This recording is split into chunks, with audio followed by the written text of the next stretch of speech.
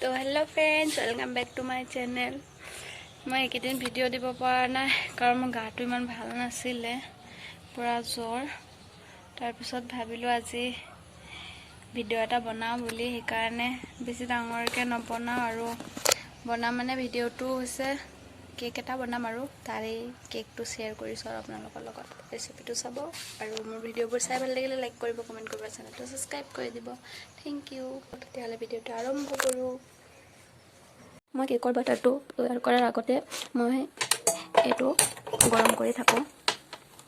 ল' ফ্লেমত দি এনেকুৱা ষ্টেণ্ড এটা মাজত বহাই লগাই দিছোঁ। আৰু ইয়াতে আছে ফুটাটো, এইটো মই কাপোৰ এটাত দি কভাৰ কৰি দিম। পাছত কেকটো দিয়াৰ পাছত এনেকৈ কৰি তেন্তে ব'লক এতিয়া বেটাৰটো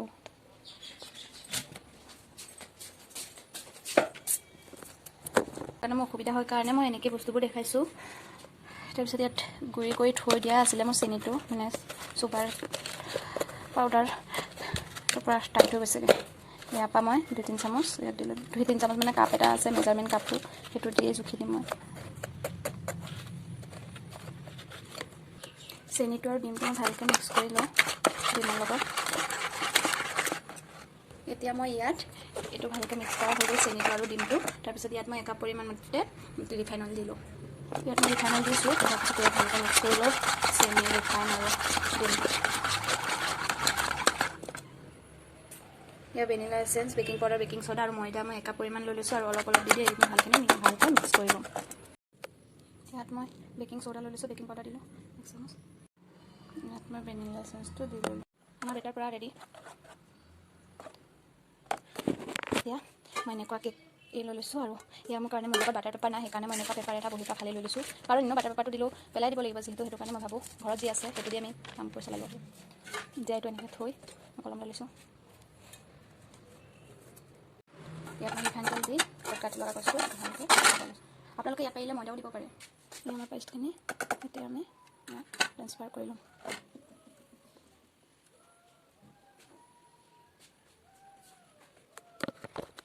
মই ইয়াত লৈ লৈছোঁ আৰু ইয়াত গৰম বহাই কৰা এটা গৰম হৈছে আৰু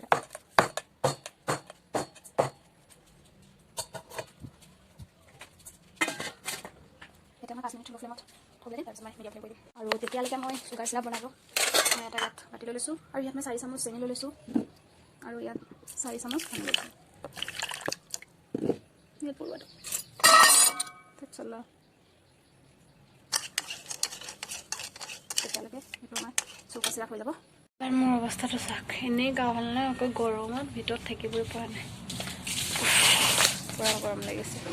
বাহিৰলৈ আহি গ'লোঁ আৰু মোৰ এতিয়া কেকটো থ'বলৈ কাৰণে কেক বৰ্ড নাই। এতিয়া মই সেইটোও যোগাৰো কৰিব লাগিব আজি। মানে লকডাউন হৈ গৈছিলে যে বহুত দিগদাৰ হৈ গ'ল।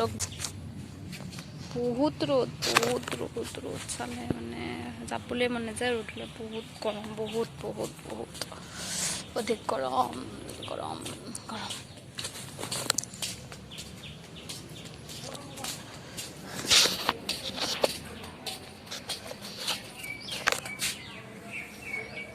এনেকৈ দোকানৰো যাব মন যোৱা নাই, অৱস্থা বেয়া হৈ।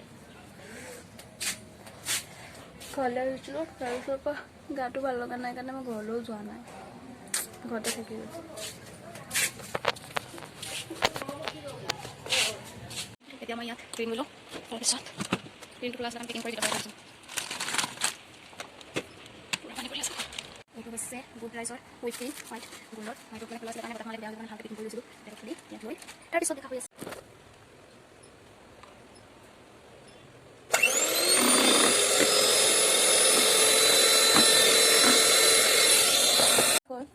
মই মিডিয়াম ফ্লেম কৰিব লাগিছোঁ আৰু এয়া হোমমেড কাৰ্ডবোৰ্ড বনাইছোঁ।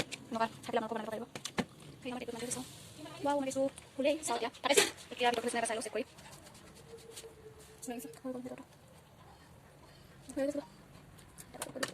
ঠাণ্ডা হ'লে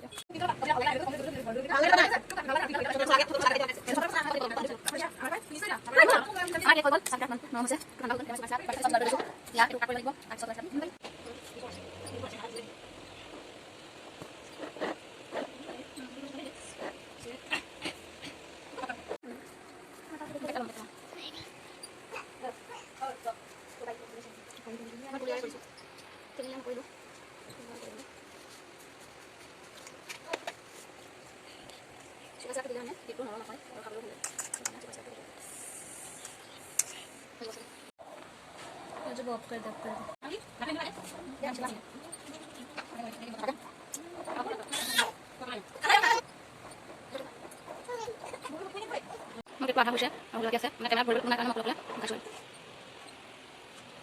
A few moments later.